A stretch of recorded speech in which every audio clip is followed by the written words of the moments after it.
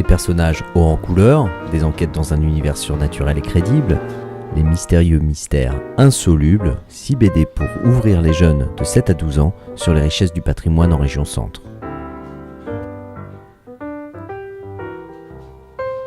L'intention, c'est de donner à voir, de donner à comprendre, de donner l'envie aux jeunes de 7 à 12 ans d'être un peu plus curieux, de s'intéresser à leur environnement et à leur environnement patrimonial. Le patrimoine, ça raconte en fait un peu l'histoire d'un territoire, l'histoire des gens qui habitent ce territoire, c'est aussi l'identité d'une région.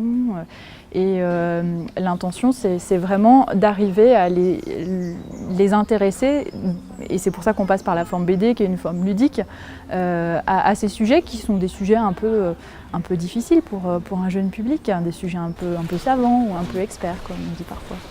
Donc, il y en a une là, il y en a une autre derrière un porche aussi derrière l'arbre que tu peux pas voir. Mais c'est vraiment les grottes typiques du Berry, ça. Donc faudra encaser, faudra qu'il y ait quelque chose qui se passe dans ce grand. C'est de la grange, oui. Encaser, etc.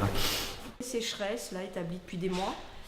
Pour chaque livre, des rencontres main dans la main entre l'auteur, Grégoire Coquejean, les chercheurs de l'inventaire du patrimoine et des lieux remarquables. Et puis Maurice, il a entendu du bruit, donc il est descendu en trombe, il est sorti, il a un revolver, il tire.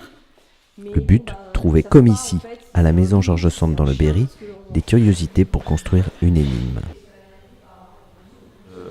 Voilà, là ça enrichit vraiment et puis ça donne une espèce de cohérence surtout et puis une véracité puisque les albums qu'on produit du coup avec le Poisson Soluble ont une partie fiction, une partie documentaire. Et là, dans la partie documentaire, on essaye d'être au plus juste. Les 2 premiers tomes, dont l'intrigue nous emmène sur les bords de Loire et au cœur du patrimoine de Chinon, seront disponibles en septembre 2012. C'est rural.